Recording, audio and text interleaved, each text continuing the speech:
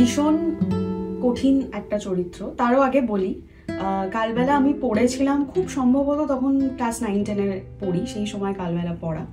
এবং যারাই আমরা ওই সময় কালবেলা পড়েছিলাম প্রথমবার, তার মধ্যে কতটা দর্শন আছে, রাজনীতি আছে, একটা বিশেষ দলের আদর্শগত অনেক বিচার বুদ্ধি, সেগুলো অনেক পরের কথা। সবার আগে মনে হয়েছিল আমি মাধবীলতা এবং আমার একটা অনিমেষ চাই। তখন অনিমেষের মতো কাউকে এরকম কেউ হতে হবে যে এত সুন্দর কথা বলবে, যার মধ্যে অদ্ভুত একটা রোম্যান্টিসিজম আছে, যেটা মাধবীলতা বলেছে। ইনফ্যাক্ট সমরেশ মজুমদারও বলেছেন যে অনিমেষের মধ্যে একটা অদ্ভুত রোম্যান্টিসিজম আছে। সবাই আমরা সেটা খুঁজতাম এবং আমরা সবাই চেষ্টা করতাম মাধবীলতা হওয়ার। মাধবীলতার সঙ্গে মিল বলতে আমার থাকার জায়গায় কিছুটা মিল আছে। মাধবীলতার বাড়ি বেলঘরিয়ায়, আমার বাড়ি তার থেকে আরেকটু এগিয়ে। তো ওই রকম ভাবে না ছোটবেলায় মিল খোঁজার চেষ্টা করতাম যে আমি কিভাবে মাধবীলতা হতে পারি, হয়ে উঠতে পারি।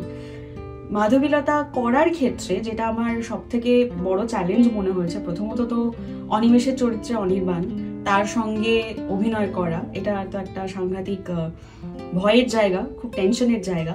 কিন্তু তার থেকেও আমার যেটা মনে হয় মাধবীলতা অনিমেষের আত্মবিশ্বাস, মানে প্রেমের থেকেও অনেক বেশি শক্তি, সেই শক্তিটা হয়ে উঠতে পারা এবং সেই শক্তিটা শুধুমাত্র গলার মাধ্যমে হয়ে উঠতে পারা, এটা সত্যিই একটা খুব বড় চ্যালেঞ্জ। আমি এমনিতে যে কোনো চরিত্র করার পরেই ভীষণ সন্দেহজনক হয়ে যাই, মানে একটা সেলফ ডাউটে চলে যাই যে ভালো হলো কিনা।